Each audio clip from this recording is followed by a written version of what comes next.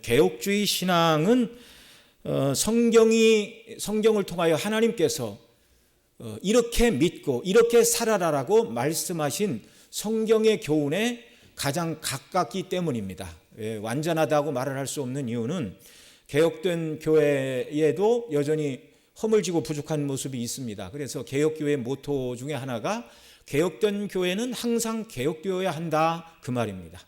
사람들이 다 연약하기 때문에, 그래서 지상에서 가장 바르게 하나님의 뜻대로 믿고 순종하고 살아가며 성도들이 서로 교통한다, 이렇게 한다 할지라도 하나님 보실 때는 허물과 연약함이 있죠. 그러니까 늘 하나님의 말씀 중심으로 교회가 더 바로 서기 위하여 개혁하는 그런 일이 있어야 되는 것입니다. 그래서 개혁주의는 가장 성경이 말하는 성도들의 신앙과 삶이 무엇인가 교리 체계를 바르게 설명하고 있다, 그 말씀을 드렸고요. 그래서 이 개혁주의 신앙은 세상 사람들에게 인기가 있든지 없든지, 세상 사람들이 많이 찾든지 안 찾든지, 그거와 상관없이 우리가 붙들고 나가야 되는 진리 체계라는 말이죠.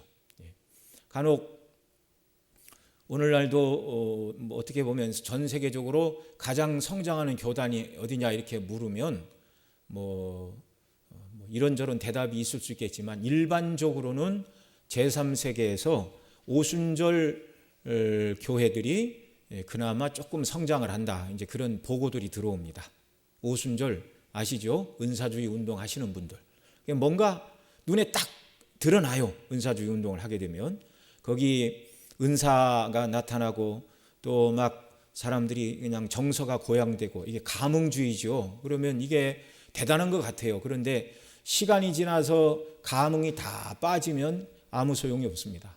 그러나 하나님의 말씀을 견고히 붙들게 되면 이 말씀이 남는 것이죠. 우리가 이 순례길을 살아가는 동안 감흥으로 신앙생활을 할 수 없죠. 하나님 말씀 붙들고 나가야 되는데, 그래서 우리가 늘 진리의 말씀을 온전히 배우고 그 말씀대로 순종하는 것을 가장 우선에 놓고 우리가 살아야 된다, 이렇게 말씀을 우리가 드리는 것입니다. 그래서 어제 그러면 개혁주의는 무엇인가? 신앙적으로는 이제 칼빈주의, 하나님 절대 주권과 하나님의 절대 구원, 예정론이 필수적이죠. 거기에 칼빈주의 신앙과 그 다음에 언약 신학이 신학적으로는 들어가 있고, 그 다음에 정치 내지는 삶의 형태는 장래주의를 추구하는 것이 개혁주의다, 이렇게 말씀을 드립니다. 그래서 우리가 하나님의 은혜로 거듭난 자들이 되었는데 하나님의 언약을 견고히 붙들고 교회를 통하여 자라나고, 그래서 삶으로 하나님께 영광을 돌리는 것, 그것이 개혁주의 신앙의 기본 원리입니다. 근본이 되는 것입니다. 기본이라고 해서 무시해도 되는 것이 아니라 근본이고 원리입니다. 원리. 항상 우리가 원리에 충실하면 그건 되는 것이죠. 하나님 기뻐하시는 일입니다. 자, 그래서 우리는 하나님의 말씀이 이렇습니다, 이게 하나님의 뜻입니다 라고 우리가 주의 말씀이 증거가 되면 정말 그러한가 하여 성경을 상고하고 성경 전체에 비추어서 이것이 하나님의 뜻이다라는 것을 우리가 깨닫게 되면 더 이상 다른 이론이나 다른 이유를 대서는 안 되고 어떻게 해야 된다고요? 아멘으로 화답하고 순종하며 살아가는 것, 그게 우리한테 꼭 필요한 것이죠. 그런데 오늘날 이 개혁주의는 많은 사람들이 추구하지 않습니다. 첫째는 무지해서 그렇다라고 어제 말씀을 드렸는데요. 우리 교회에서 자라는 그 학교에서 교목으로 섬기는 우리 정동건 젊은 목사님이 있습니다. 한 번씩 만나면 그런 얘기를 해요. 이제 고3들 수능 끝나고 나서 애들이 막 영적으로 탈진이 됐죠. 공부를 하고 탈진이 되고 뭘 어떻게 해야 될지 모르는 그들에게 얘들아, 성경 공부하자. 그리고 이제 소유리 문답을 가르친답니다. 그러면 거기 그 학교에 관한 얘기겠죠. 대다수 이렇게 예수님 믿는 학생들이 와서 이렇게 소유리 문답을 가르치면 그 아이들이 한다는 말이, 선생님, 저는 이런 게 있다는 걸 처음 들어봤습니다, 그런다는 거예요. 처음 들어봤습니다. 왜 처음 들어보죠? 장로교라면 당연히 가르쳐야 되는데 안 가르친 거예요. 안 가르치니까 무지한 겁니다. 무지하니 하나님의 뜻을 알 수 없고 그냥 내가 기분이 좋으면 열심히 하는 것 같고 기분이 나쁘면 안 하고, 그게 신앙이 아니죠. 하나님의 뜻대로 우리는 해야 됩니다. 그래서 그 개혁주의 신앙의 가장 기본이 무엇인가, 어제 그 말씀을 드렸죠. 요리문답. 요리문답을 통하여 어린아이들도 개혁주의 신앙이 뭔가를 잘 알 수 있도록, 쉽게 접근할 수 있도록 만들어 놨다, 그 말씀을 드렸습니다. 그래서 개혁주의가 뭔가 잘 모르시겠으면 이제 소요리문답 1문부터 마지막까지 읽고 그 답도 읽어보시고, 또 내용이 어려우시면 요즘 서점에 가면 해설서들 많이 있습니다. 그런 책들 찾아서 읽고 그러시고, 정말 하나님께서 그리스도 안에서 우리를 예정하시고 베풀어 주신 구원, 그 구원에 비추어 우리가 어떻게 믿고 어떻게 살아야 되는지 이 삶의 체계를 견고히 붙들고 나가는 이런 은혜의 역사 우리 모두에게 넘쳐나기를 바랍니다. 그래서 우리 교회는 늘 이걸 가르치죠. 그러니 정말 교회에서 잘 자라는 아이들이 하나님의 뜻이 뭔가, 개혁주의가 뭔가, 이걸 한 사람도 우리 교회에 속한 사람들은 모르는 사람들이 없기를 바라고요. 그 다음에 이제 무지해서, 몰라서 하나님을 주권을 알지 못하고 영광을 돌리지 못하고, 두 번째는 알아도 고의로 거절하는 사람들 있다고 그랬는데, 이건 정말 합당한 태도가 아닙니다. 그래서 내 생각과 다르다 할지라도 우리의 이성은 하나님의 말씀, 기록된 말씀이 무엇인가 그 뜻을 밝히는 데 우리의 이성이 필요한 것이지, 성경 밖을 넘어가서 세상의 철학이나 어떤 사람의 윤리나 교육관 이런 걸 가지고 내 생각에 그리스도인은 이래야 됩니다라고 말해서는 안 된다고 말씀을 드렸어요. 단호히 하나님의 말씀이 그렇다 하면 아멘 해야지, 거부하는 것은 정말 회개해야 될 일입니다. 자, 오늘 이제 여러분들에게 보내드린 그 파일에도 다 있고요. 이제 화면에 뜨는데요. 오늘은 제2장 인간의 자유와 책임에 대해서 한번 보겠습니다. 그래서 우리가 성경 잠언 16장 1절 33절 읽었는데요. 한번 더 읽어보겠습니다. 시작. 마음의 경영은 사람에게 있어도 말의 응답은 여호와께로서 나느니라. 사람이 제비는 뽑으나 이를 작정하기는 여호와께 있느니라. 아멘. 사람이 그 무엇을 경영한다 할지라도 결국 그 모든 일의 성취는 하나님의 뜻대로 된다, 그 말이죠. 사람이 제비는 뽑으나 이 일을 작정하기는 여호와께 있느니라. 제비를 뽑는 일이 우연한 것 같아도 그것마저도 하나님의 주관하에 있다라는 사실을 말씀해 주는 것입니다. 자, 한번 보겠습니다. 제2장 인간의 자유와 책임. 하나님은 능력 많으신 피조물이 아닙니다. 어떤 사람들은 하나님은 힘이 센 큰 물고기, 사람들은 힘이 없는 작은 물고기, 그래서 힘이 있는 하나님께서 힘이 없는 어떤 존재들에게 힘도 나눠주고 필요한 것도 나눠주고 이렇게 말하는 사람들이 있는데, 하나님은 능력 많으신, 우리에게 줄 것이 많은 피조물이 아닙니다. 피조물이 아닙니다. 그리스 로마 신화에 보면 제우스가 나오죠. 근데 거기 탄틴족 크로노스 왕과 왕비 레아 사이에서 태어났다. 그 그리스 로마 신화에 나오는 그런 신들은 사람을 확대시켜 놓은 것이죠. 사람을 확대시켜 놨는데 사람인데 죽지 않는 사람, 그렇게 이해를 하면 되겠습니다. 다 인간이 만들어낸 피조물이죠. 우리 하나님은 그런 분이 아니시고, 하나님은 어떤 분이십니까? 거기 시편 90편 2절 말씀 같이 읽습니다. 시작. 산이 생기기 전 땅과 바다 세계도 주께서 조성하시기 전 곧 영원부터 영원까지 주는 하나님이시니이다. 아멘. 영원 전부터 영원 무궁토록 하나님이 주권자이신데 아무것도 없을 때부터 하나님 한 분만 계셨다는 거예요. 그러니까 하나님이 주권자이시고 하나님만 계셨고, 하나님이 모든 것을 창조하셨으니 지으신 모든 만물에 대한 이렇게 할까 저렇게 할까의 모든 권리가 누구한테만 있으시다고요? 하나님께만 있으시다고요. 하나님께만. 그런데 그 하나님은 심지어 공의로우시고 사랑에 충만하신 분입니다. 그러니 하나님이 행하시는 일들에 대해 어느 인생도 그것은 내 마음에 안 듭니다, 이렇게 이의를 제기하는 건 그건 잘못된 거예요. 그건 죄입니다. 죄.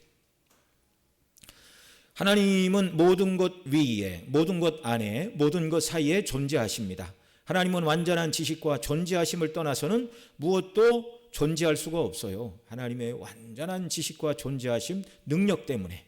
히브리 4장 13절 말씀 같이 읽습니다. 시작. 지으신 것이 하나라도 그 앞에 나타나지 않음이 없고 오직 만물이 우리를 상관하신 자의 눈앞에 벌거벗은 것 같이 드러나느니라. 아멘. 자, 그러나 하나님은 우리가 사는 동일한 환경에 거주하지 않으시고 그분은 세계에 갇혀 계시거나 세계에 담아둘 수 있는 분도 아닙니다. 우리는 아직 우주의 끝이 어딘 줄 모르는데 창조주 하나님은 그 우주보다 더 크십니다. 그래서 시편 기자는 뭐라고 말한다고요? 여호와는 광대하시다. 이렇게 말합니다. 여호와는 광대하시다. 이 하나님께서는 세계를 자신의 계획과 목적에 따라서 창조하시고 오늘도 통치하시는 홀로 주권자이십니다. 그리스도인은 하나님의 계획과 목적을 신앙의 분명한 진리로 믿고 받아들입니다. 그런데 사람들은 이 진리에서 파생되는 몇 가지를 진리임에도 불구하고 부인하고픈 유혹에 넘어갑니다. 어떤 일들이냐면 사람의 이성으로 쉽게 납득이 가지 않는 일들을 부인하고 싶어 하는데 하나님께서 창조된 세계를 다스리시는 주권자라면 우리 눈에 무작위로 일어난 일들을 포함해서 자연 발생적인 일까지도 하나님이 주관하신다는 뜻인데 이것이 바로 성경의 교훈이죠. 그런데 이런 것들은 인정하고 싶지 않은 거예요. 사람 마음에. 정말 그럴까? 왜냐하면 사람 머리로는 계산이 안 되는 일이거든요. 예를 들면 무작위로 일어나는 일 중에 주사위 굴리기 같은 것이 있습니다. 그래서 오늘 우리가 읽은 대로 솔로몬은 뭐라고 그랬어요? 제비는 사람이 뽑으나 모든 일을 작정하기는 여호와께 있느니라 이렇게 말씀합니다. 전쟁은 어떻습니까? 이보다 더 큰 혼동이 없죠? 그러나 선지자 미가야는 곧 있을 전쟁에서 아합이 죽을 것을 예언하면서 하나님께서 자신에게 분명히 말씀하셨다 그렇게 말하죠. 그리고 그 말씀은 전쟁 가운데서 이루어졌는데 한 사람이 무심코 활을 당겨 이스라엘 왕의 갑옷 쏠기를 마친지라 이렇게 말합니다. 그래서 전쟁이 일어났는데 이제 미가야가 예언을 했죠. 아합 왕이 반드시 죽을 것입니다. 그러자 아합 왕이 그 전쟁에 여호사밧 유다 왕 여호사밧과 같이 출전하자고 그랬는데 자기는 왕복을 입지 않고 여호사밧만 왕복을 그렇게 입도록 했어요. 그런데 이 전쟁이 일어났을 때 적군들이 뭐라고 그랬냐면 어느 누구하고도 싸우지 말고 이스라엘 왕 아합만 잡아라 그랬어요. 그래서 그런데 아합은 변장을 했잖아요. 여호사밧이 아합인 줄 알고 사람들이 막 오니까 여호사밧이 소리를 질렀습니다. 나는 북이스라엘 왕 아합이 아니고 나는 여호사밧이다. 그러자 이제 사람들이 여호사밧을 떠나갔죠. 그러니까 아합은 그래 미가야가 이 전쟁에 하나님께서 반드시 죽는다고 그랬는데 죽기는 뭐가 죽어. 그리고 이제 열심히 싸웠죠. 그런데 성경이 말합니다. 어떤 한 사람이 무심코 활을 당겨 쐈습니다. 이 사람이 저 사람이 아합인데 변장하고 병사복장을 입었다라는 걸 아합을 알아보고 쏜 것도 아니에요. 한 사람이 무심코 활을 당겨 쐈는데 이 화살이 누구한테 날아갔다고요? 아합 왕에게 날아갔는데 어디에 꽂혔습니까?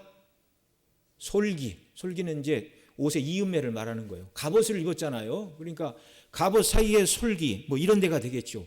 화살이 이렇게 날라와 화살을 맞고 전투가 치열하니까 빨리 치료를 받아야 하는데 계속 싸우다가 병거에서 피를 흘리고 그래서 피를 다 흘리고 결국 아합이 죽고 말았습니다. 네. 여러분 제비 뽑는 것, 전쟁이 일어나는 것, 전쟁에 한 사람이 다치고 죽는 것, 이 모든 것도 다 누가 주관하시는 일이라고요? 하나님께서. 그런데 우리 머리로는 그건 생각할 수도 없잖아요. 이 세상에 일어나는 지금 지구상의 인구가 몇 억입니까? 한 60억 이상 되나요? 70억 가까이 됩니까? 네. 나는 나 혼자 내 앞에 일어날 5분 후에 일어날 일도 모르는데 70억의 사람들 각각이 이 사람 저 사람과 얽히고 이 회사 저 회사 이 나라 저 나라가 얽혀서 일어나는 일들. 그리고 흔히 사람들은 뭐 정치만 해도 정치는 생물이다. 살아서 어디로 움직일지 모른다. 그 다음에 뭐 대통령 국회의원 선거를 할 때 그 당시에 여당이나 야당에게 특별한 악재가 나타나면 사람들은 멀리 내다보고 투표하지 않잖아요. 그 당시 사건만 보고 그냥 뭐가 잘못됐네, 무엇이 옳으네 이렇게 해서 감정적으로 투표를 하는 그런 경우들이 많이 있습니다. 그래서 뭐 정치는 생물이고 투표 때는 가봐야 한다 뭐 이런저런 말들이 일어나는데 사람들은요 내일도 잘 모르겠는데 이 70억 가까이 되는 인구들 사이에서 일어나는 이 오묘한 조화, 눈에 보이는 일 보이지 않는 이 모든 일들이 어떻게 하나님이 그걸 다 컨트롤할 수 있고 감당할 수 있겠는가? 그러니까 믿어지지 않는 거예요.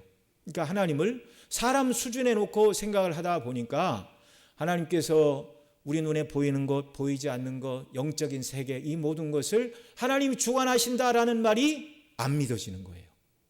왜요?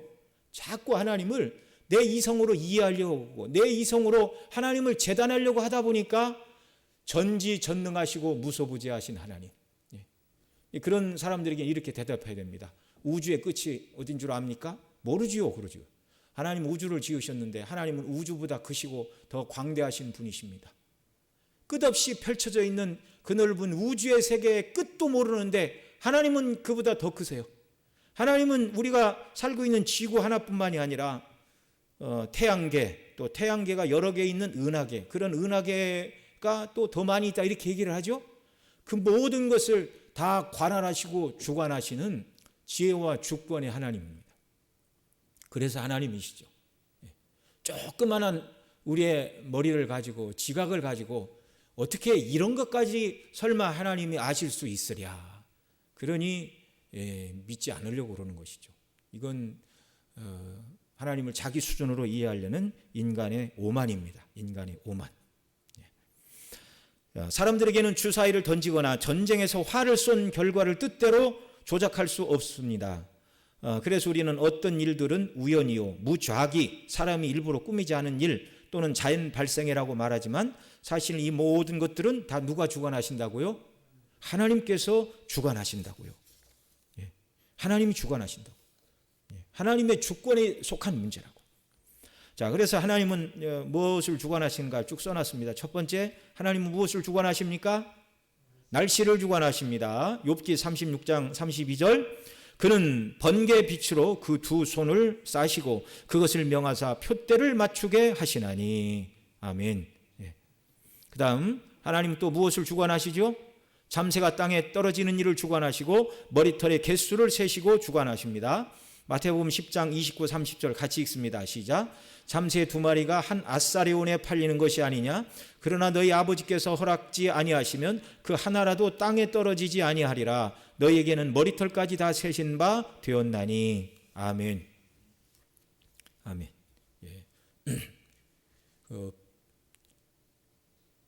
자세히 기억은 안 나는데요.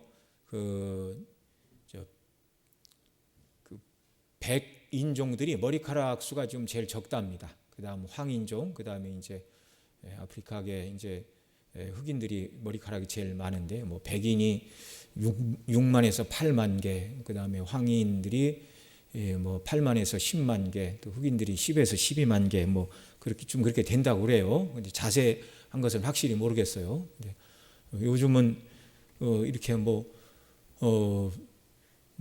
백인을 백인이라 못 부르고 또 황인을 황인이라 못 부르고 흑인을 흑인이라 부르면 뭐가 법에 저촉이 됩니까? 좀 말하기가 조심스러운 세상이라서. 네. 어디는 뭐 남자 여자 뭐 아버지 어머니 그렇게도 부르면 안 된다고 그러는 세대라고 그러는데 참 어려운 시대입니다. 여러분, 우리 머리카락이 몇 개인 줄 여러분은 다 아십니까? 몰라요. 그것도 이제 어떻게 맞추냐면 머리 전체 면적을 이렇게 계산을 하고 1 제곱센티미터당 머리카락이 몇 개 있는가 계산을 하고 곱하기 전체 면적수 하니까 대략 뭐 8만 개에서 6만 개에서 12만 개 정도 사람 머리카락이 있다 그렇게 얘기를 하지. 여러분 어제 저와 여러분의 머리카락 개수와 오늘 저와 여러분의 머리카락 개수가 같습니까? 다릅니까? 다르죠. 다르죠. 몇 개는 빠지고 몇 개는 새로 납니다. 네. 저도 이제 빠지는 머리보다 나는 머리 수가 이제 더 적어지는 그런 때가 다 되었는데요. 나이를 먹으면은 몰라요. 우리가 모르는 걸 하나님은 아십니다. 예. 너희들의 머리카락까지 세신 바 되었느니라.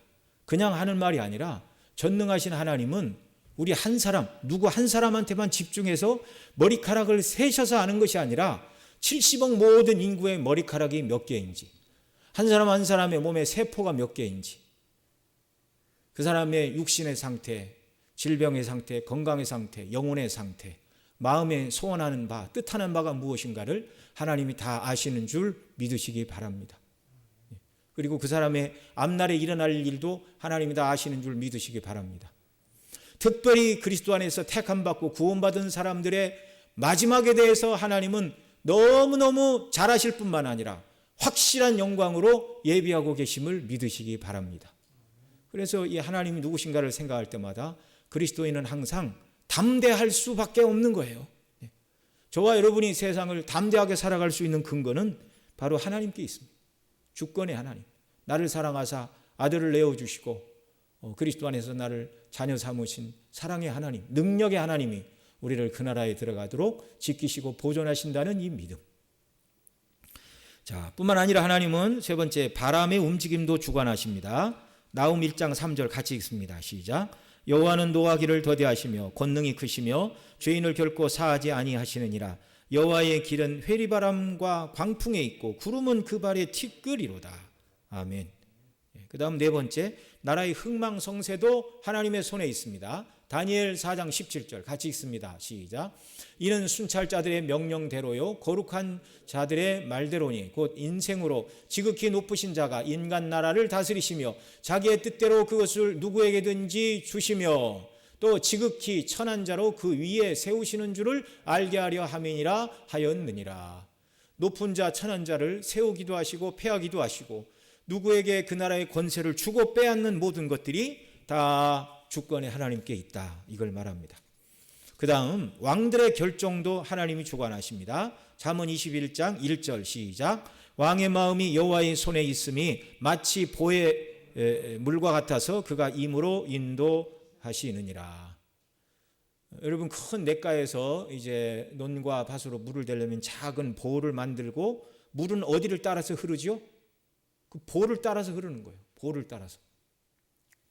마찬가지로 왕의 마음은 여호와의 손에 있느니라. 그러니까 하나님께서 그 나라와 백성을 사랑하시면 왕 또는 뭐 대통령 또는 뭐 수상 뭐 또 총리 이런 사람들에게 지각과 총명을 주시고 은혜의 길로 인도하시고 하나님께서 그 나라를 징계하시기로 작정하시면 왕이나 대통령 수상이나 총리가 이상한 생각을 해서 나라를 말아먹도록 하나님께서 그렇게 주장을 하시는 겁니다.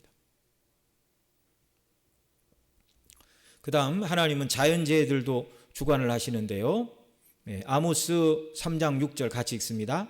성읍에서 나팔을 불게 되고야 백성이 어찌 두려워하지 아니하겠으며 여호와의 시기심이 아니고야 재앙이 어찌 성읍에 임하겠느냐. 아멘. 그러니까 결론적으로 하나님은 어떤 분이라고요? 에베소 1장 11절 같이 읽습니다. 시작. 모든 일을 그 마음에 먼대로 역사하시는 자가 바로 하나님이십니다. 그래서 코로나도 그 백신과 치료제도 다 누구의 손에 달려 있습니까? 하나님의 손에 달려 있습니다. 그래서 하나님의 정하신 때에 치료제도 나오고 백신도 나오지만 우리는 이 기간을 하나님께서 줄여주시기를, 고난의 때를 줄여주시기를 하나님 앞에 기도하는 것이죠. 모든 것은 다 하나님의 손에 있습니다. 자, 그러면 이제 하나님의 주권과 인간의 뭐 자유의지 이런 것들이 긴장이냐 공존이냐 그걸 이제 말하고 있는데요. 보겠습니다. 그러나 인간의 자유로운 선택에 대해서 인간의 자유, 인간의 선택에 대해서 어떤가? 하나님께서 우리의 선택을 주장하시는가? 그렇다면 어떻게 인간이 자유롭다고 말할 수 있는가? 다음 장에서 살펴보겠지만 하나님의 주권은 인간의 자유로운 선택을 무너뜨린다고요? 무너뜨리지 않는다고요? 무너뜨리지 않는다고요. 그러니까 이게 반대되는 개념 같습니까? 그렇지 않습니까? 반대되는 것 같은데 모순은 아니에요. 그래서 이런 걸 이제 역설이라고 얘기를 합니다. 역설. 역설이 뭡니까? 그런 거죠. 소리 없는 아우성 이런 말들. 소리 없는 아우성. 아우성은 소리를 지르는 건데 소리 없는 아우성. 그런데 때로 소리 없는 아우성 그런 말들이 쓰입니까? 안 쓰입니까? 쓰이죠. 그게 역설이에요. 그런 표현들이 많이 있죠. 그런 갑자기 그런 말들이 많이 생각이 나지는 않지만 역설적인 그런 표현들이 많이 있죠. 그래서 하나님이 주권적으로 하신다면 우리의 자유의지나 선택은 도대체 뭐란 말인가? 모순은 아닙니다. 역설이지만 이게 가능한 거예요. 왜 그런가 이제 뒤에 가서 우리가 더 보겠습니다. 오히려 자유로운 선택을 실제로 가능하게 하는데요. 자유로운 선택을 파괴하는 것은 하나님의 주권이 아니라 자유의지에 대한 인간의 잘못된 개념 정립입니다. 자유의지가 뭔가를 성경이 말하는 대로 이해하지 않고 사람들이 오해를 하고 있어요. 자유의지가 뭔가. 그래서 하나님의 주권과 인간의 자유의지가 충돌하는 것처럼 보이지만 그렇지 않다라는 말입니다. 하나님의 주권이 어떻게 자유로운 선택을 가능하게 하는지 알아보기 전에 먼저 성경이 하나님의 주권과 인간의 책임에 대해서 무엇을 말하는가 먼저 살펴봐야 됩니다. 성경은 하나님께서 인간의 선택을 주장하시며 그 선택은 진정으로 자유롭다는 두 가지 모두를 가르치시는가? 그렇습니다.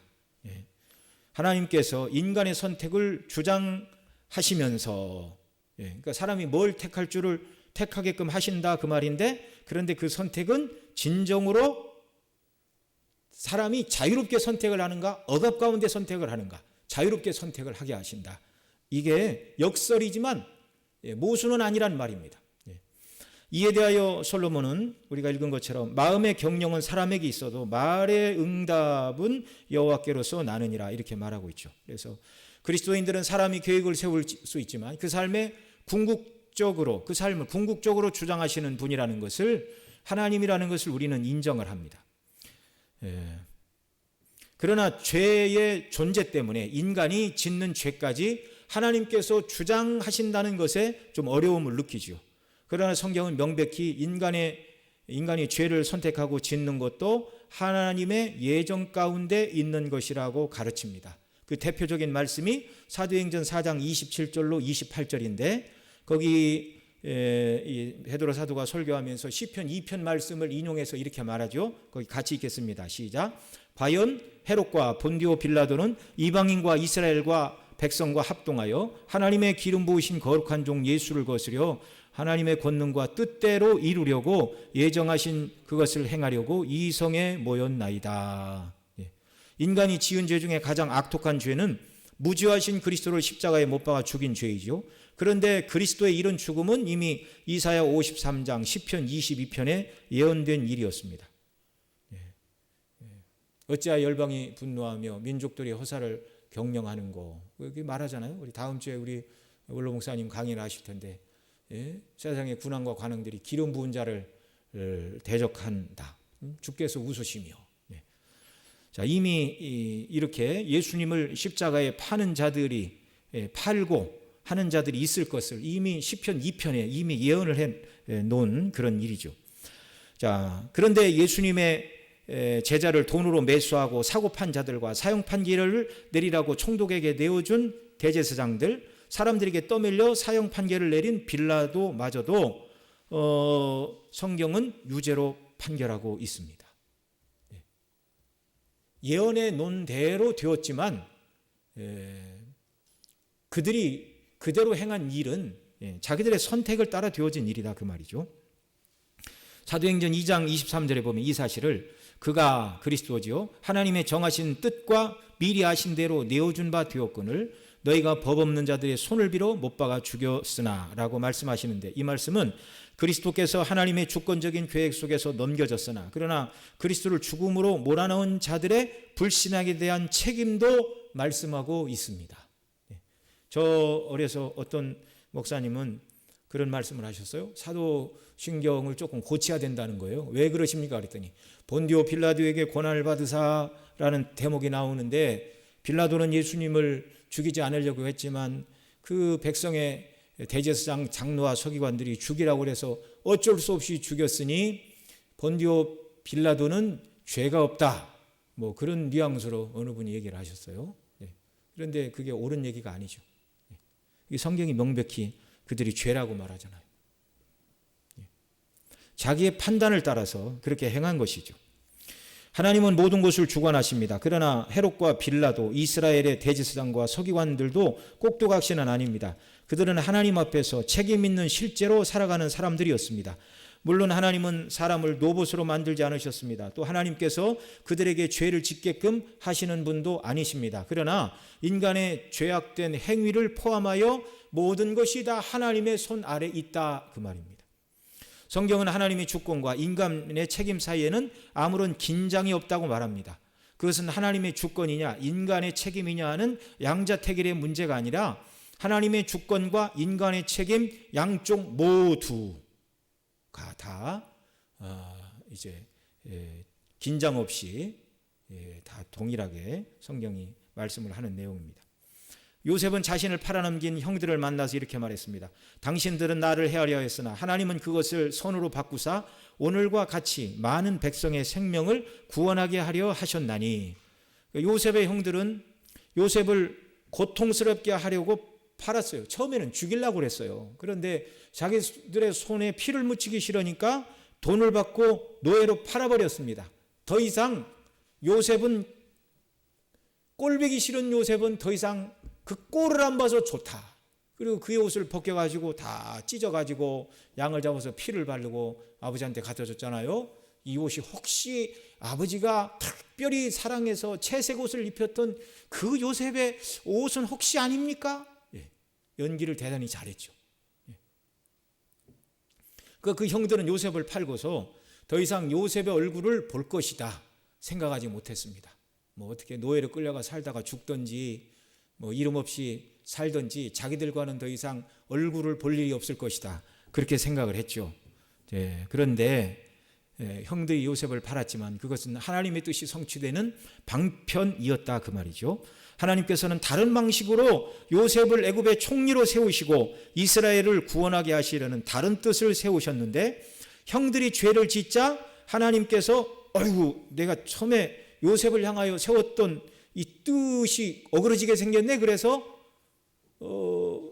하나님이 처음 정하신 뜻과 다른 일이 일어나서 하나님이 부랴부랴 제3, 제2, 제3, 제4의 방식을 계속 동원해가지고 요셉을 총리로 만드신 것이 아니라 처음부터 하나님의 계획 속에는 요셉이 애굽의 총리가 되는데 애굽에 어떻게 내려가도록 하나님이 작정하셨다고요?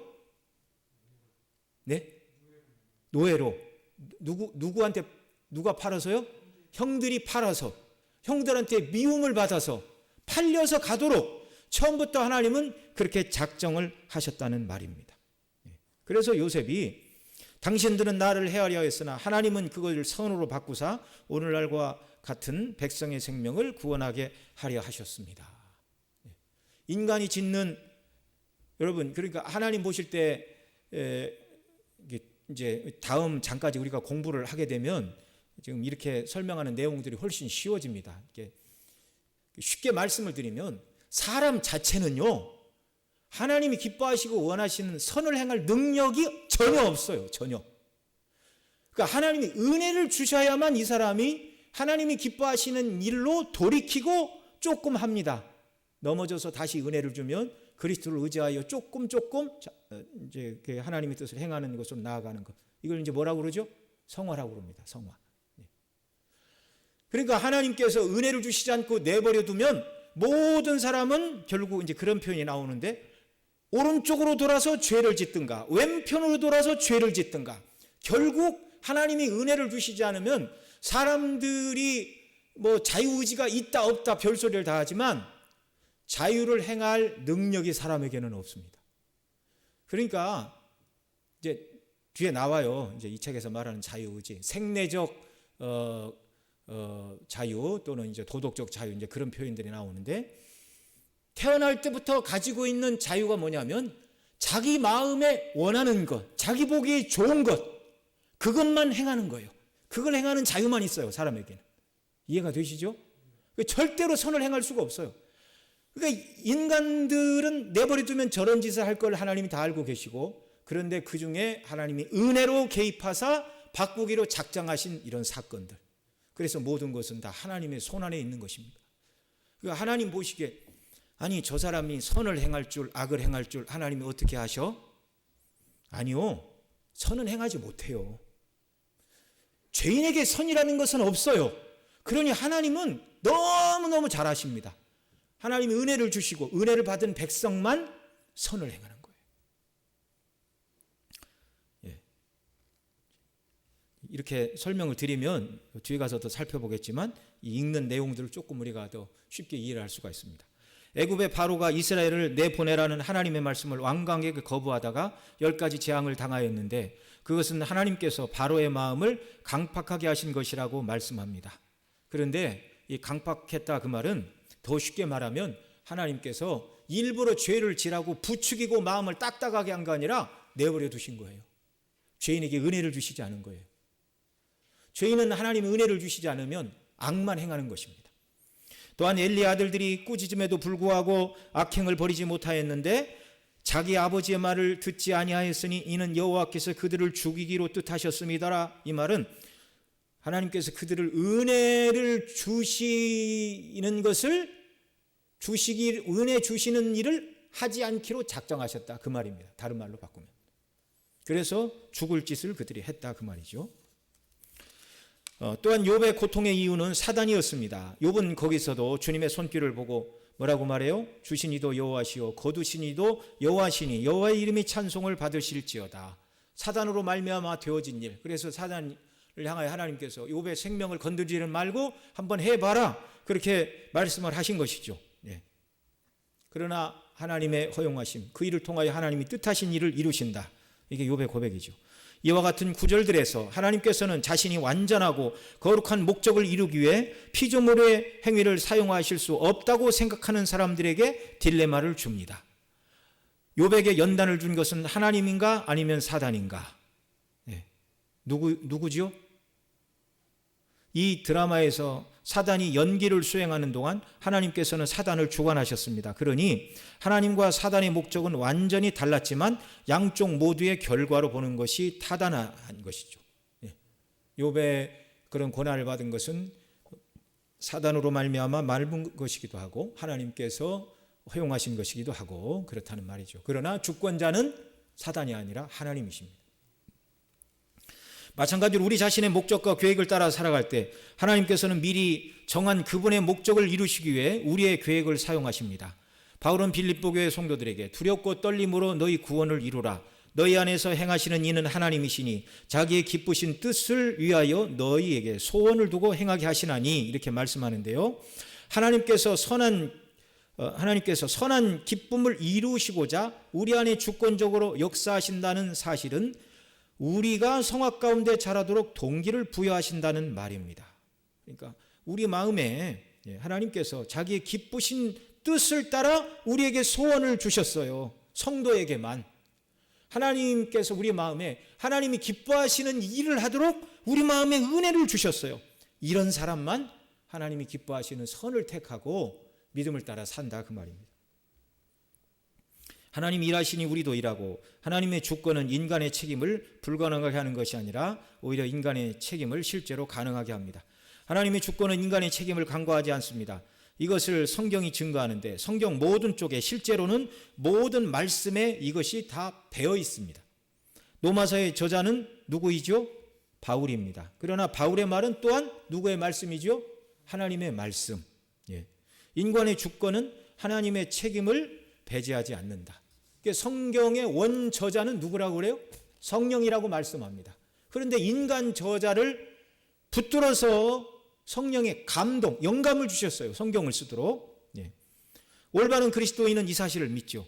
하나님께서 의도하신 바를 이루시기 위하여 인간의 자유로운 행동을 사용하지 않으신다면 우리는 성경이 하나님의 정확무하게 영감된 말씀이라는 것을 포기해야 됩니다. 하나님께서 사람의 자유로운 결정을 주관하신다는 것을 부인하면 성경의 영감서를 이해하는데 어려움을 느끼게 됩니다. 그러니까 만약에 사람의 자유로운 결정을 따라 성경을 쓰는데 감동하셔서 오류가 없게 하신 것이죠. 그런데 사람의 자유로운 결정으로 성경을 쓰면 오류가 있어. 그러면 사도 바울이 썼는데 그걸 부인한다면 기계적인 영감서를 말해야 돼요. 기계적인 영감서는 하나님이 불러주시는 대로 기록하는 겁니다. 내가 기계가 돼요. 그렇지 않다 그 말이죠.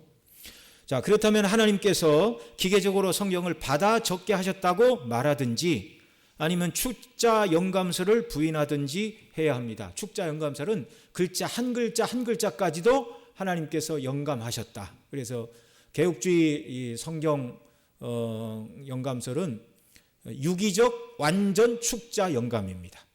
유기적이다 말은 창세기로부터 계시록까지 그리스도 안에 있는 구원이라는 한 주제를 가지고 언약의 관점으로 쭉 하나로 유기체로 성경이 그 숱한 오랜 기간 수많은 저자들이 썼지만 그들을 주장한 것은 성령이시기 때문에 그래서 성경이 유기적이고 그 다음에 모든 내용이 완전하게 글자 한자 한자까지도 그래서 유기적 완전 축자 영감 이렇게 말하는 것이죠.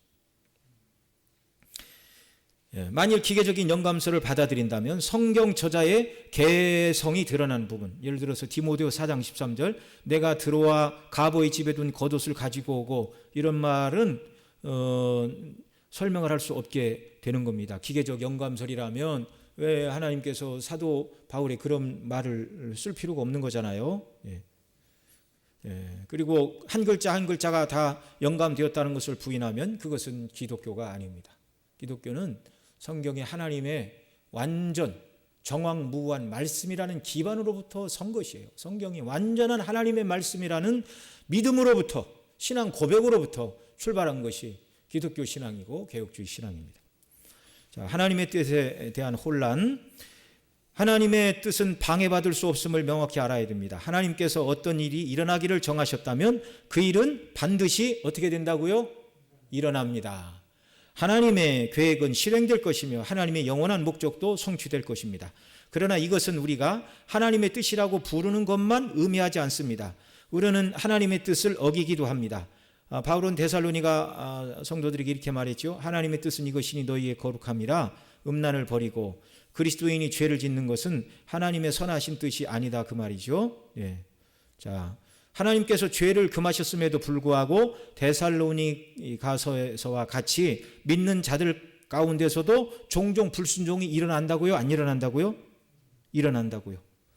우리는 하나님 말씀에 완전히 순종합니까? 때때로 불순종하는 일이 있습니까? 예, 있죠. 저도 마찬가지고요. 이처럼 하나님의 선하신 뜻에 불순종하지 않고 죄를 짓지 않고 불순종하는 자들에게 하나님의 뜻이 이루어진다는 말은 모순처럼 들립니다.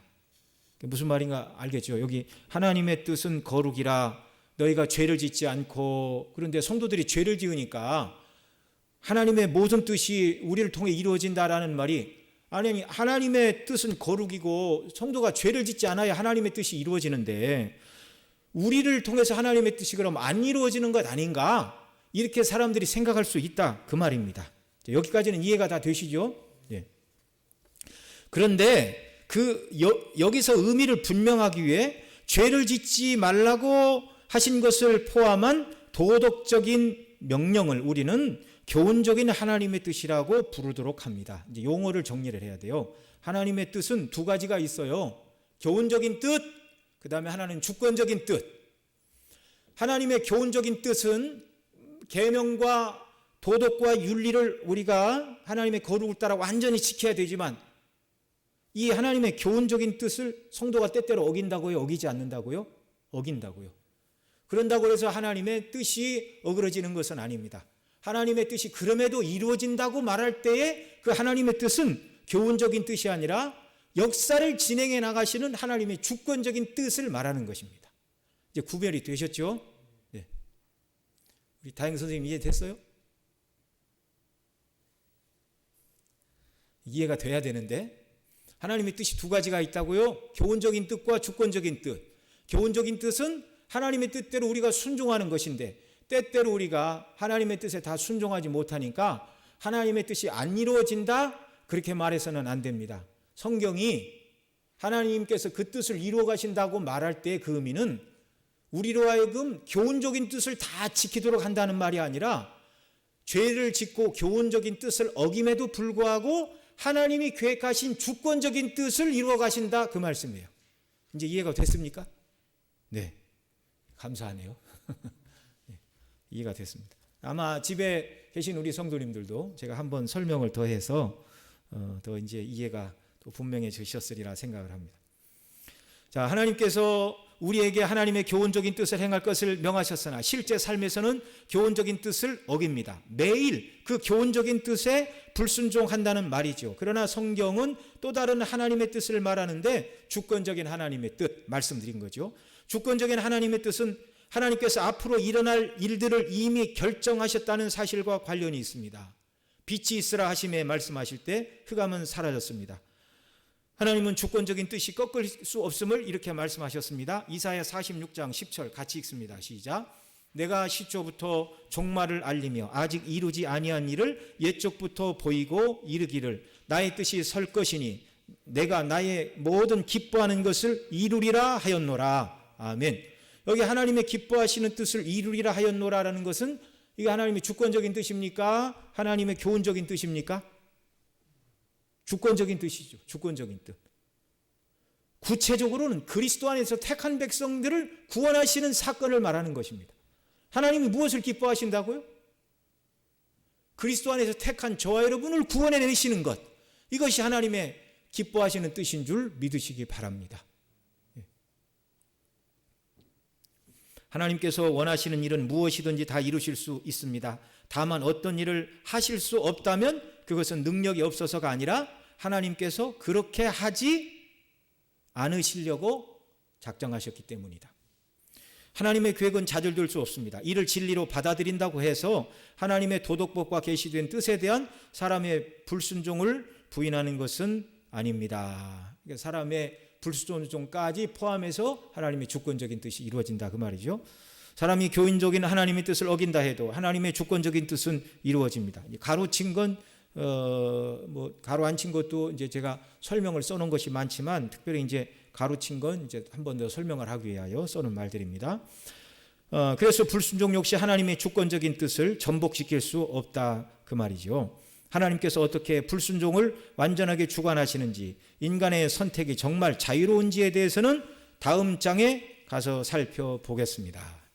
다음 장 가서 우리 그 내용을 보면 하나님의 뜻이 자유의지가 무엇인가를 성경이 명확하게 말씀을 하고 있어요. 자, 우리 적용을 위한 질문 한번 보겠습니다. 지금 어제는 한 12페이지 됐는데 오늘은 페이지가 조금 많이 나왔어요. 이걸 다 하지는 못합니다. 10시 전에 끝냅니다. 그런데 웬만큼은 해야 될 것 같아서 제가 지금 말이 조금 빨랐는 것 같은데 좀 천천히 하겠습니다. 할 수 있는 분량까지. 자, 적용을 위한 질문. 자, 1번 우리 다 같이 한번 읽어보시겠습니다. 시작.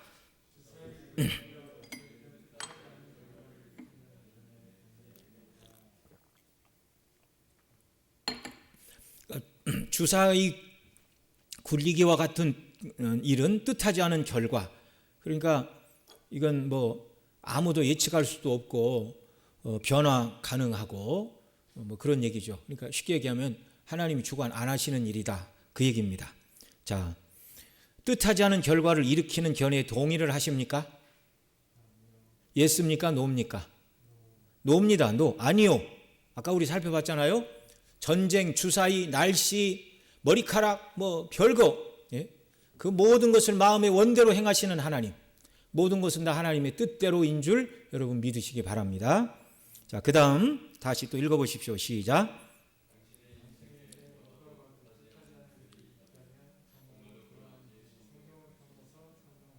자, 뜻하지 않은 일이 있습니까? 없습니까? 없습니다. 그래서 제가 거기 쭉 답을 달아놨습니다. 화살이 우연히 솔기를 뚫어 아합을 죽게 한 사건. 또 몇 개 더 제가 답을 달아놨는데요. 룻기에 보면 베들레헴의 시어머니 나오미를 따라온 이 모압 여인 룻이 나오죠. 그래서 그 어머니 시어머니를 공경하기 위하여 곡식을 베는 밭에 가서 이삭을 주어 그 시어머니를 공경하는 그런 대목이 나옵니다. 그런데 룻기 2장 3절 4절 거기 같이 한번 읽겠습니다. 시작. 룻이 가서 베는 자를 따라 밭에서 이삭을 줍는데 우연히 엘리멜렉의 친족 보아스에게 속한 밭에 이르렀더라. 마침 보아스가 베들레헴으로부터 와서 베는 자에게 이르되 여호와께서 너희와 함께 하시기를 원하노라. 아멘. 우리가 보면 이 룻기 2장 3절 4절을 보면 룻과 보아스의 만남이 3절 4절에 의하면 무엇과 무엇의 만남처럼 보여집니까? 우연히와 마침. 예. 이해가 되시죠? 무슨 말인가? 네. 우연히 룻이 가서 이삭을 주었는데 보아스의 밭이었고 룻이 따라다니면서 이삭을 줍던 그날 마침 보아스가 와서 둘이 만나게 되었다. 이렇게 말하고 있습니다. 우연히 마침. 예. 예. 우연입니까 정말? 그렇지 않다 그 말이죠. 우연히 마침이라고 하는데 우연히가 아니라 룻의 믿음을 보신 하나님께서 보아스를 통하여 은혜를 주시려고 계획하신 사건입니다. 사람 보기에는 우연히 마침이지만 하나님의 계획 속에는 필연적으로 하나님이 계획하시고 예비하신 일임을 믿으시기 바랍니다. 아멘.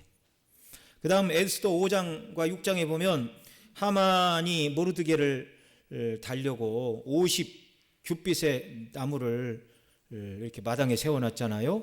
5, 25, 25m, 50cm로 하면 45cm로 하면 한 20m 정도 되는 엄청나게 높은 장대에다가 달려고. 예. 그런데 이 하만은 이게 아각의 후손이에요. 아말렉. 그러니까 모르드게가 아무리 높아도 아말렉 후손한테 절할 수가 없었습니다. 그러니까 하만이 다른 것은 다 좋은데 모르드게만 보면 막 그냥 참을 수가 없어요. 자기한테 굽혀 절하지 않는 모르드게를 죽이지 않고는 못 살겠다. 왕이 자기를 높였음에도 그러니까 집에 가서 자기 부인한테 얘기를 하니까 그럼 50규빗 되는 나무 규빗을 만들고 왕에게 허락을 구하여 거기 매달으십시오. 그래서 하만이 50규빗의 나무 장대를 만들어 놓고 그날 밤 왕에게 가서 저 모르드게에 대해서 중상모략을 하고 내가 왕에게 해가 되는 저 모르드게를 장대에 달려고 준비하고 있는데 왕이 허락하옵소서. 평상시 같으면 그래 네 뜻대로 해라 왕이 그랬겠죠. 그럴 찰나인데 그래서 이제 하만은 그 왕한테 그 허락을 받아내려고 왕궁을 향하여 가고 있어요. 그런데 하나님께서는 그 왕이 잠을 자야 될 시간인데 잠이 안 와서 역대일기를 하나 가지고 와라. 그래서 사관이 갖다 줘서 역대일기를 읽는데 어떤 내용인가? 마침 사관이 읽는 내용이 문을 지키던 두넷이 빅다니와 데레스가 아하수에로 왕을 모살하려 하는 것을 모르드게가 고발하였다는 내용이었고 왕은 그 일로 모르드게에게 무슨 존귀와 관작을 베풀었는지 물었고 아무것도 베풀지 않았다는 것을 깨달을 때 이 모르드게에게 상을 줘야겠구나 이렇게 생각을 했는데 밖에 누구 없느냐 그랬더니 내시가 대답을 합니다. 왕이 총애하시는 하만이 왕을 뵙기를 청하고 있습니다. 들어오라. 그래서 말을 하죠. 왕이 먼저 얘기를 합니다. 왕이 존귀케 하는 사람이 있는데 그대 생각은 어떻게 하면 좋겠는가? 그랬더니 하만이 왕이 나한테 상을 주려고 그러나? 그러면 왕복을 입혀주시고요. 왕의 수레에 태우고 시내를 돌아다니면서 왕에게 충성을 하고 왕에게 잘 보이는 사람은 왕이 앞으로도 이렇게 한다고 백성들에게 한번 가도행진을 시켜주시면 좋겠습니다. 그랬더니 옳거니 네가 당장 가서 성문 앞에 있는 모르드게에게 왕의 옷을 입히고 왕의 수레에 태우고 이와 같이 하라. 야, 정말 그 왕으로 하여금 잠이 오지 않게 하신 분이 누구십니까? 하나님이시죠. 잠이 안 오니까 뭐 다른 거 할 수도 있어요. 왕이 술을 먹을 수도 있고 다른 일을 할 수도 있고. 그런데 왕의 역대일기를 가지고 와라, 그 마음을 감동하신 분은 누굽니까? 하나님이시죠. 이 왕이 몇 월 미칠 거 갖고 와라, 그런 거 아니에요. 그런데 그 신분 많은 사람들이 들고 갔는데 하필 모르드게가 공로를 세운 부분을 챙겨서 가게 하신 분은 누구십니까? 그분이 하나님이세요. 그분이 하나님이세요. 놀랍지요? 하나님의 섭리와 역사는 조금도 빈틈이 없습니다. 빈틈이 없습니다. 이거 뭐 모르드게 한 사람에게만 이런 일을 행하신 것이 아니라, 여러분 믿음의 사람들이 신앙에 지나간 날들을 다 돌이켜보고 이렇게 해보면 모두 다 한결같이 고백하는 말들이 있죠. 하나님의 은혜였습니다. 하나님이 하셨습니다. 하나님의 지혜와 도우심과 능력으로 우리가 여기까지 왔습니다. 우리 모두를 하나님께서 이렇게 주권적으로 사랑하시고 다루시고 은혜 베푸심을 믿으시기 바랍니다. 이 주권의 하나님이요, 주권을 행사하시되 믿지 않는 자들에게는 엄격하게 율법대로 하시지만 그리스도 안에 있는 저와 여러분에게는 사랑과 긍휼의 자비로 하나님의 주권이 역사한다는 사실을 또한 믿으시기 바랍니다. 그리스도 안에서 염려하거나 두려워할 것이 없는 거예요. 그 다음, 이 사실은 우리에게 어떤 위로를 주는가? 하나님의 섭리 안에서만 모든 일이 진행되므로 어떤 일에도 낙심치 않고 소망을 갖고 살 수 있다는 것입니다. 우리의 궁극적인 목적지는 하나님 나라이고 하나님 품임을 믿으시기 바랍니다. 자, 두 번째 큰 문제. 하나님은 주권자이시며 사람에게 책임이 있다고 가르치는 성경 본문은 어디입니까? 앞서 우리 인용했던 창세기 50장 20절 21절, 요셉과 형들에 관한 얘기죠. 당신들은 나를 해하려 하였으나 하나님은 그것을 선으로 바꾸사 오늘과 같이 만민의 생명을 구원하게 하려 하셨나니 당신들은 두려워 마소서. 내가 당신들과 당신들의 자녀를 기르리다 하고 그들을 간곡한 말로 위로하였더라. 하나님은 형들을 통해서 팔아가지고 애굽에 보내어 총리가 되게 하시는 것이 하나님의 계획이었지만, 그 형들이 요셉을 팔 때는 팔기 싫었는데 하나님이 억지로 팔라고 떠미른 것입니까? 아니잖아요. 하나님은 은혜를 안 주시니까, 하나님의 계시를 받고 은혜를 받은 요셉을 이해할 수가 없어서 아버지가 저 녀석에게만 채색 옷을 입혀주네 미움이 작동을 해서 자기들의 지정의를 통해서 동생을 판 거 아닙니까? 그러니까 누구한테 하나님 때문에 어쩔 수 없이 팔았어 이렇게 말할 수 있는 거예요, 없는 거예요? 말할 수 없는 거예요. 네. 그러니까 하나님의 주권과 인간의 책임은 모순되지 않는 것입니다. 그러니 하나님이 지혜로우신 분이죠. 이 본문을 기초로 할 때 당신이 저지른 죄를 하나님 탓이라고 말할 수 있습니까, 없습니까? 없어요. 아무도. 하나님이 그렇게 작정하셨으니까 내가 죄를 짓죠. 아무도 그렇게 말해서는 안 됩니다. 왜 그렇게 말해서는 안 되는가? 죄를 짓는 사람에게 책임이 있기 때문입니다. 자기 행동에 책임을 져야 하는 존재가 인격적인 존재이죠. 크게 문제 3번. 관련된 성경 말씀을 고려할 때 하나님의 뜻에는 두 가지 방식이 있다고 정확히 말할 수 있는가? 그 두 가지 뜻이 무엇이었죠? 네. 교훈적인 뜻과 주권적인 뜻. 교훈적인 뜻을 다른 말로 하나님의 도덕적인 뜻이라고 바꿔 말씀드릴 수도 있습니다. 자, 하나님은 우리를 향하여 교훈적인 뜻을 가지고 계시고 주권적인 뜻을 가지고 계시는데, 교훈적인 뜻은 우리가 하나님의 거룩하신 도덕적 율법에 완전히 순종하는 것이 교훈적인 뜻인데, 때때로 우리가 하나님의 교훈적인 뜻을 거스린다고요? 안 거스린다고요? 거스려 죄를 짓는다고요. 그래서 하나님의 교훈적인 뜻은 완전히 이루어지지 않지만, 그럼에도 불구하고 하나님이 처음 작정하신 주권적인 뜻은 한치의 오차도 없이 완벽하게 이루어진다. 네. 우리 윤기 선생님 잘 이해됐어요? 네, 분명히 이해됐죠? 네. 그러면 하나님의 어떤 뜻은 좌절될 수 있습니까, 없습니까? 예, 주권적인 뜻은 좌절될 수 없고 교훈적인 뜻은 원래 다 어기는 게 인생이에요. 근데 하나님이 은혜를 주셔서 지키게 하시는 게 은혜입니다. 예. 그 다음 제3장 자유의지가 무엇인가? 성경이 말하는 자유의지가 무엇인가를 우리가 좀 생각을 해봐야 되겠습니다. 자, 자유의지. 이는 무엇을 말하는가? 사람들이 자유의지에 대하여 말하지만 일반적으로 사람들이 말하는 자유의지라는 말과 성경이 말씀하는 자유의지의 개념 자체가 다르다. 앞에 공부할 때 말씀을 드렸죠.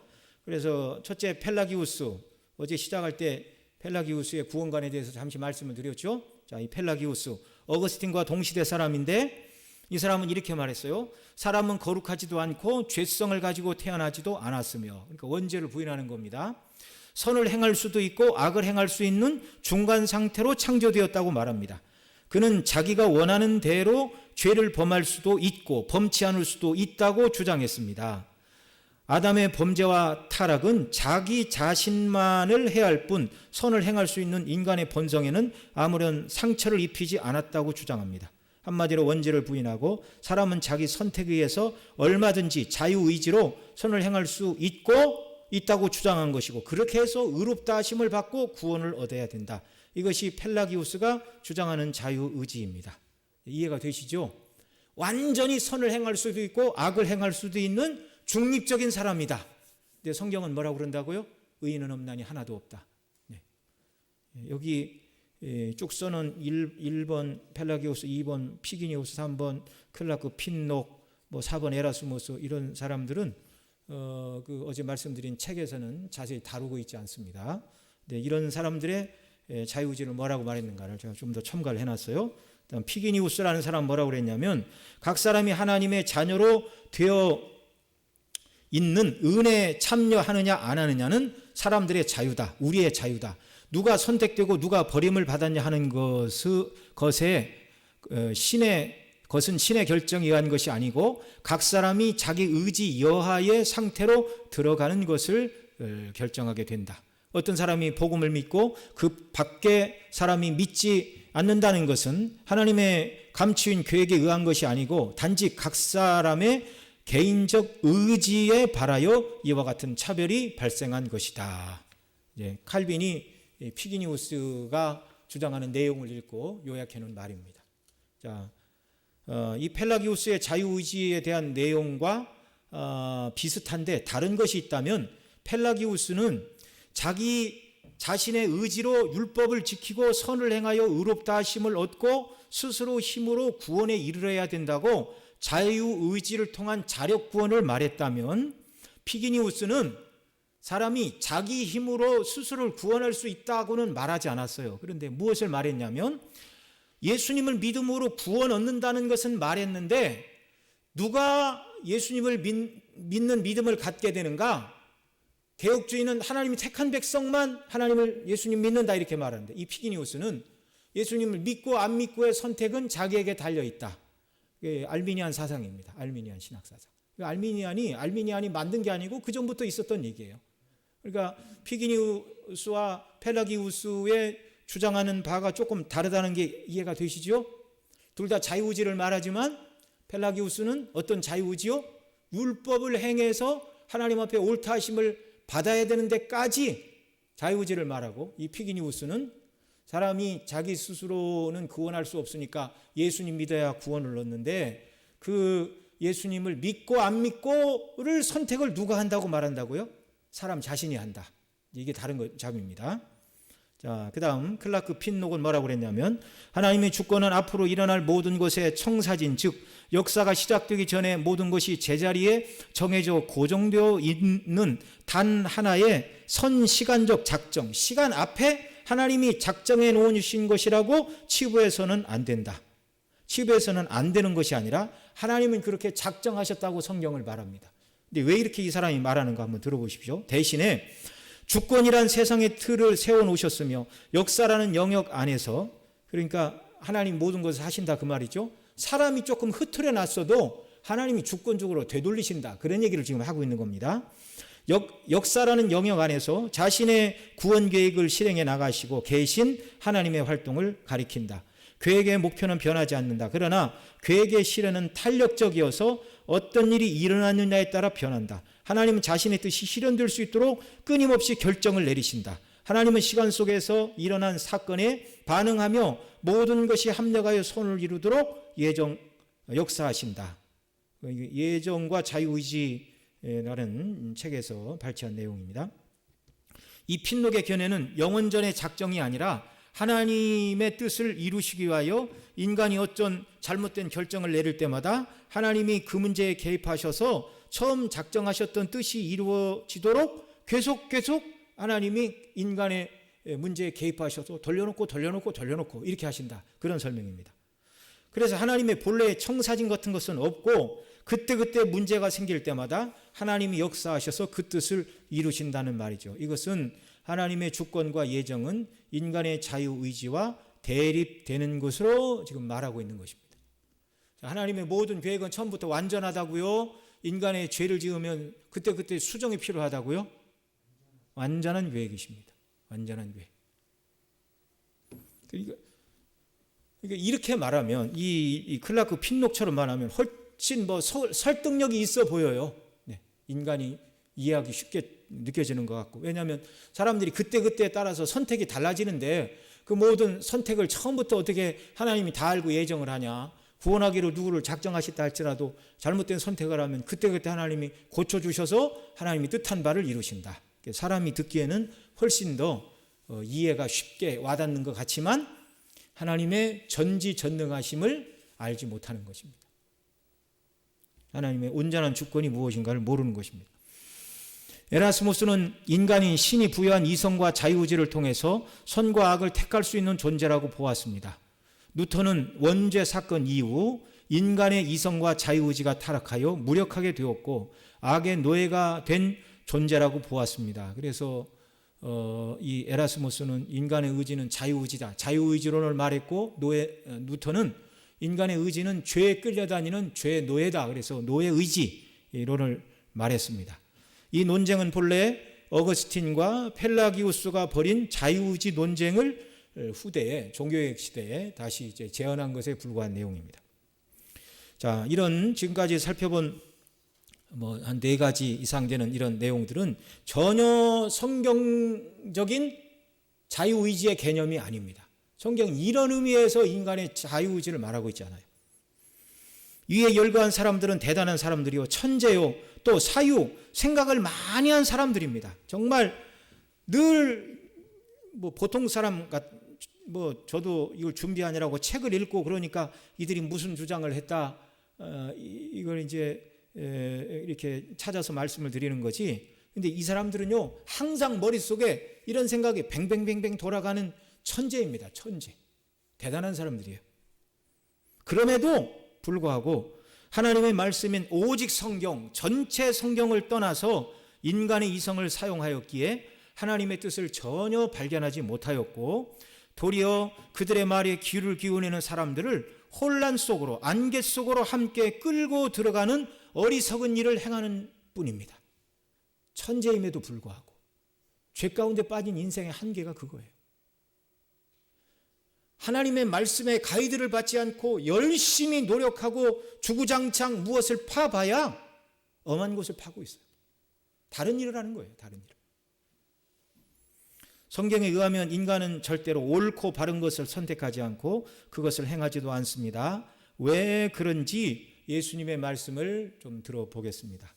이걸 이제 설명하는 내용만 우리가 조금만 더 살펴보겠습니다. 인간의 2가지 자유. 성경은 이 중요한 주제에 풍부한 빛을 주는데 실제로 예수님께서는 의지가 어떻게 작용하는지 분명하게 말씀해 주셨습니다. 마태복음 12장 33절로 37절 같이 읽겠습니다. 시작. 나무도 좋고 실과도 좋다 하든지 나무도 좋지 않고 실과도 좋지 않다 하든지 하라. 그 실과로 나무를 아느니라. 독사의 자식들아, 너희는 악하니 어떻게 선한 말을 할 수 있느냐. 이는 마음에 가득한 것을 입으로 말함이라. 선한 사람은 그 쌓은 선에서 선한 것을 내고 악한 사람은 그 쌓은 악에서 악한 것을 내느니라. 내가 너희에게 이르노니 사람이 무슨 무익한 말을 하든지 심판날에 이에 대하여 신문을 받으리니 내 말로 의롭다 하심을 받고 내 말로 정죄함을 받으리라. 여기서 주님은 인간의 선택이란 마음에서 나온다 말씀하십니다. 의지는 마음에 명령하지 않습니다.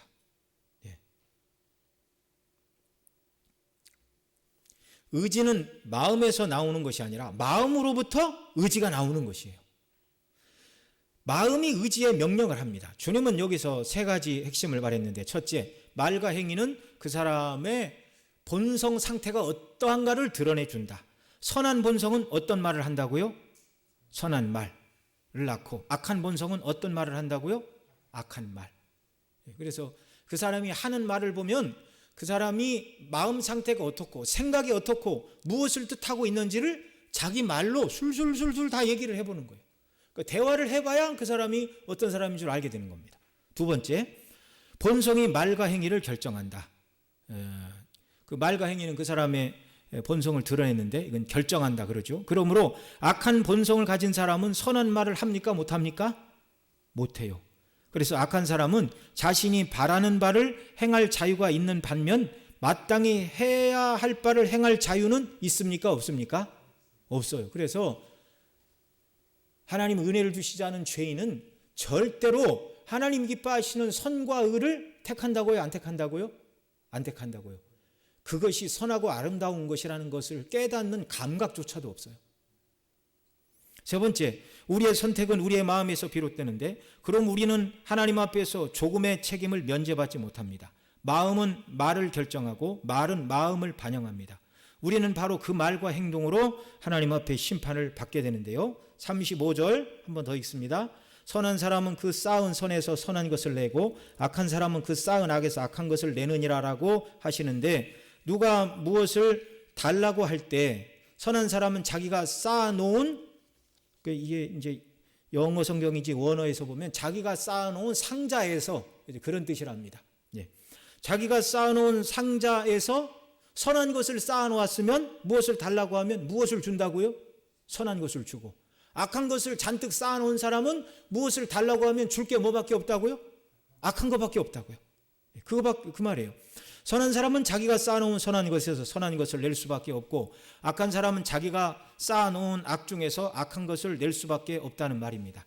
각자가 마음에 쌓은 것 밖에는 밖으로 끄집어낼 것이 없습니다. 결과적으로 누구도 마음의 강렬한 열망을 거슬러 선택할 수 없습니다.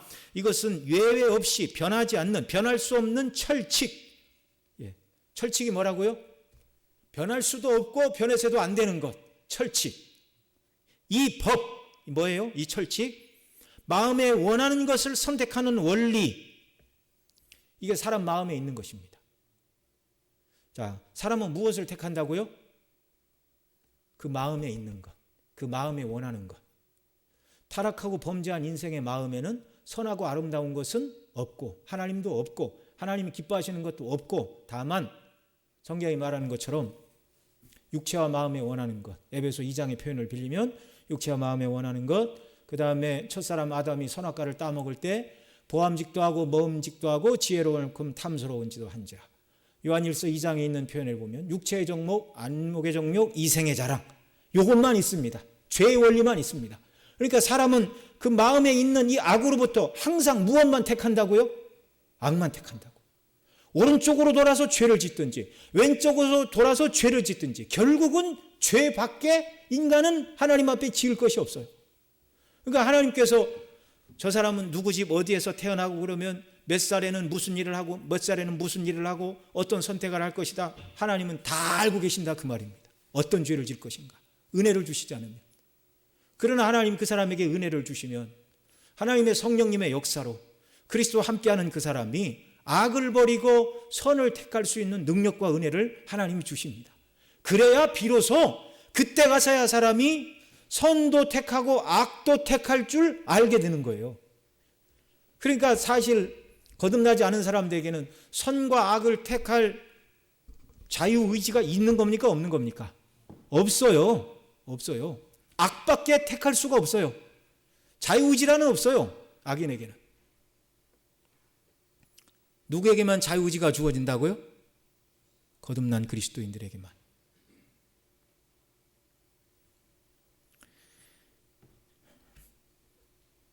그래서 여러 가지 원하는 바가 있어도 가장 원하는 것을, 철칙 다음에 안 읽었네요. 하나님의 선택은 변함이 없고 거룩한 그분의 속성에서 비롯됩니다.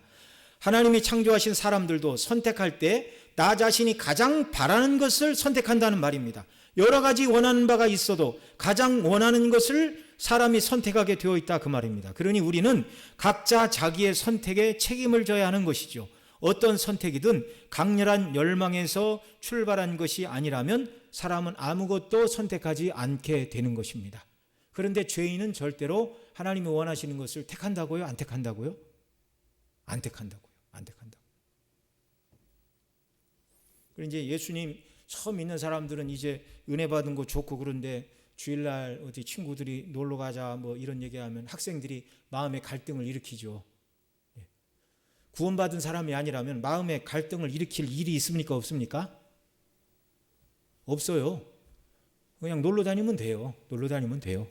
어쩌다 한번 애들이 친구 따라서 교회 오는 건 그 아이들이 거듭나서가 아니라 친구 따라 교회 오면 잘해주고 환영해주고 먹을 거 주고 칭찬해주고 그러니까 교회 오는 게 좋아서 오는 겁니다. 그런데 이제 함께 공차는 게 재밌고 즐거워서 오는 겁니다. 심령의 변화가 일어나서가 아니라. 그런데 하나님 말씀을 전하기 시작하면 못 듣겠어요. 괴로워요. 그러니까 안 오는 거예요. 그런데 이제 믿음이 없는 상태에서는 교회를 가야지라는 생각, 이거 누가 주신 생각이에요? 하나님 주셨고, 그게 옳은 일입니까? 옳지 않은 일입니까? 옳은 일이죠. 그런데 아직 믿음이 온전히 자라지 않으니까 친구가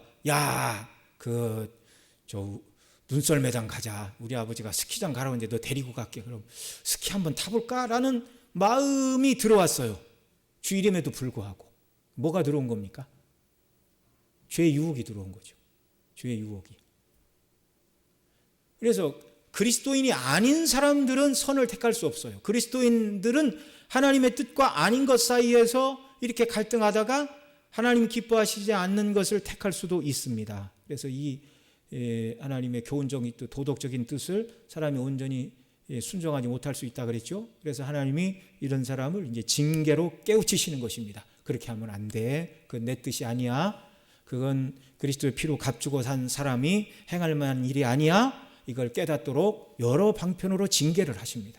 그래서 깨닫고 성도들이 점점 하나님이 원하시는 것을 행할까, 하나님이 원치 않는 것을 행할까 이렇게 생각을 하다가 이제 점점 예수님 닮아가는 사람들이 하나님이 원하시고 기뻐하시는 일을 점점 선택해 나가는 것이죠. 자유의지를 정확하게 사용하는 것입니다. 그리스도인만.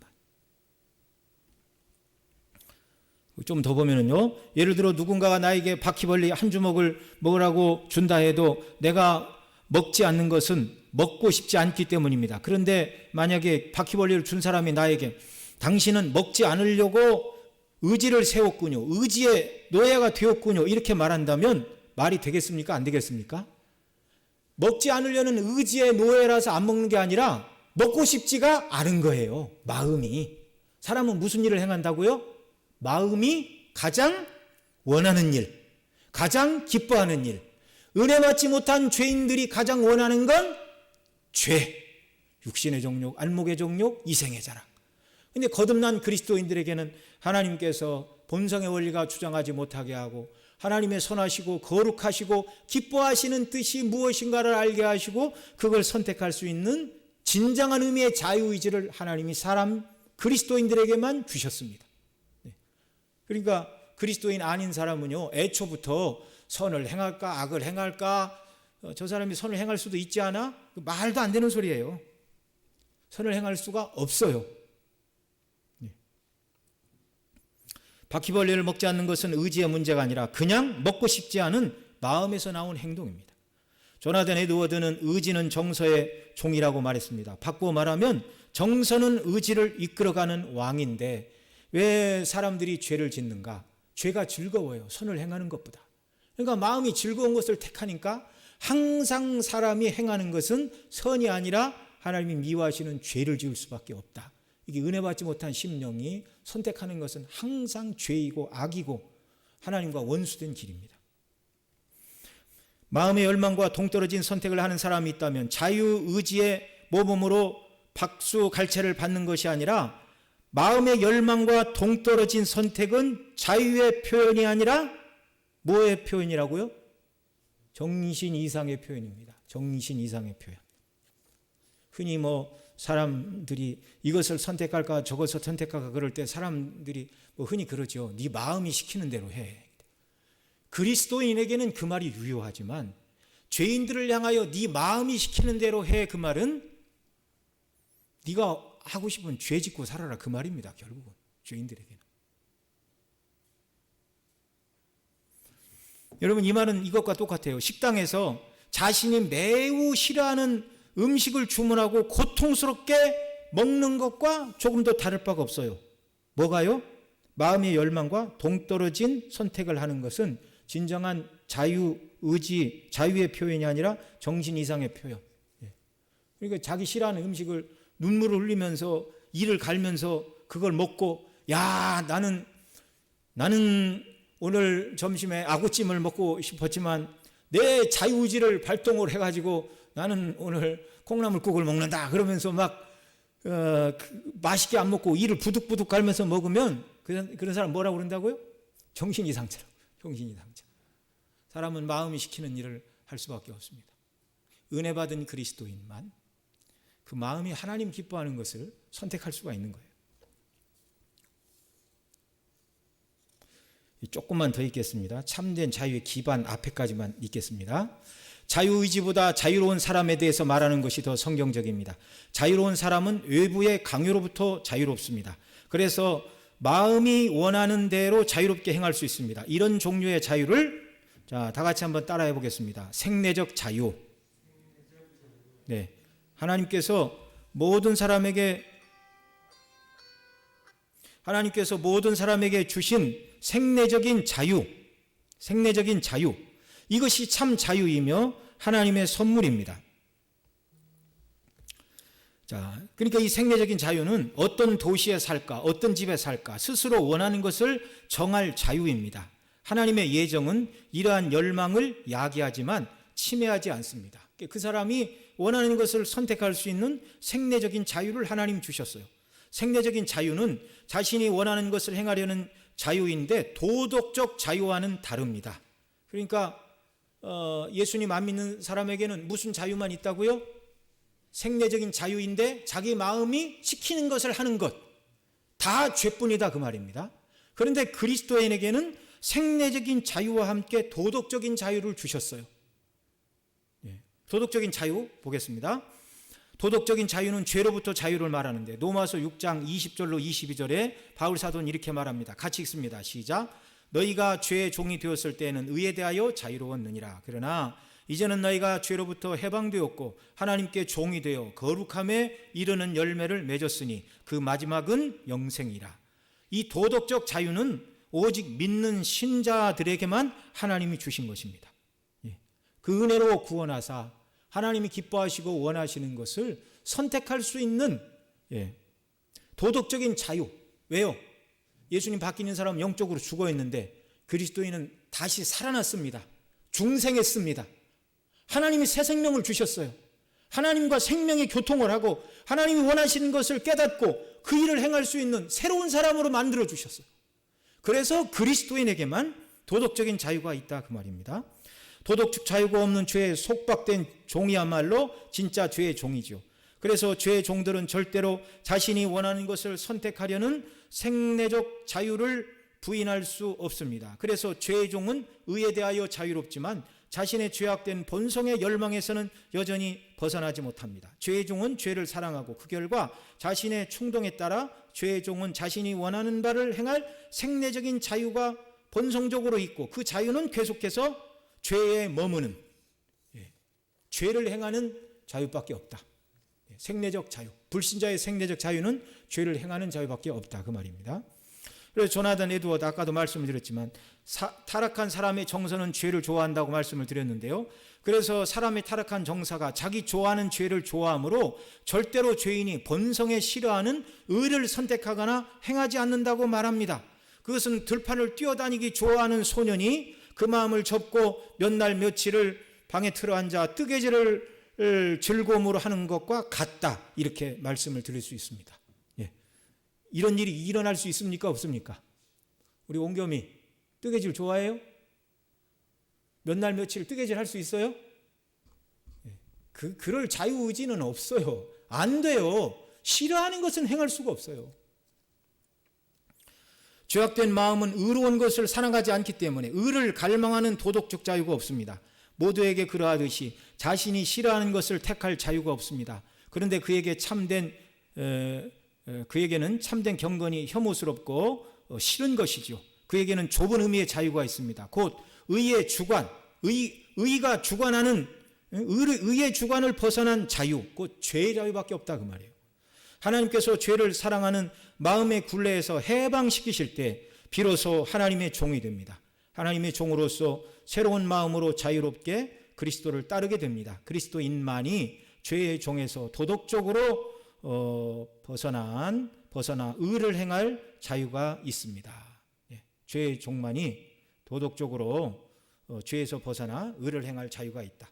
자연인은 본성의 원리가 왕노릇하는 자들로서 죄의 종은 생내적 자유가 죄를 짓는 자유뿐입니다.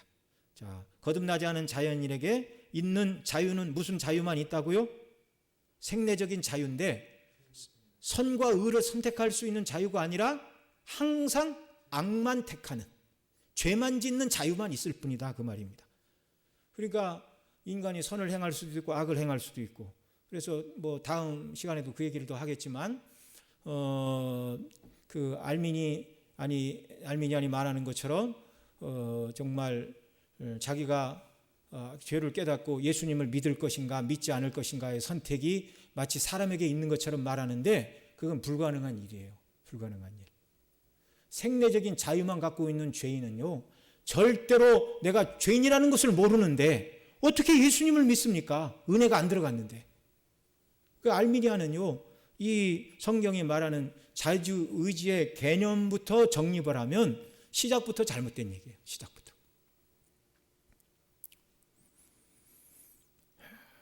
오직 은혜로 거듭난 그리스도인들만 그 심령이 변화를 받아서 도덕적 자유를 누리고 성품이 변하여 의를 행하는 것이 자신이 좋아하는 것을 행하는 생내적인 자유가 죄에서 의로 바뀐 그리스도인. 그래서 저와 여러분은 이제 새로운 피조물이 되었기 때문에 생내적으로 죄를 좋아해야 됩니까? 의를 좋아해야 됩니까? 의를 좋아해야 돼요. 근데 아직도 옛사람의 원리가 있어서 때때로 죄 유혹을 받아 넘어지는 죄의 종으로 살아가는 일이 있는데, 그래서 우리가 하나님의 은혜를 구해야 됩니다. 하나님 아버지, 제가 어떻게 해서 이런 구원을 받았는지 깨달아 알게 해주시고, 죄를 짓는 자유가 없는 죄의 노예인 옛사람의 원리로 돌아가는 자가 아니라 날마다 하나님께서 그리스도 안에서 베풀어 주신 은혜의 원리가 얼마나 귀한 것인가를 깨닫고 이 새로운 성품을 주셨고 새로운 은혜를 주셨는데, 그래서 저의 심령은 항상 하나님이 기뻐하시는 것을 선택하는 도덕적인 자유를 행사하며 주를 기쁘시게 하는 사람이 되게 해주시기를 원합니다. 그것이 저와 여러분의 일생의 기도 제목이 되어야 할 것입니다. 우리 함께 기도하겠습니다.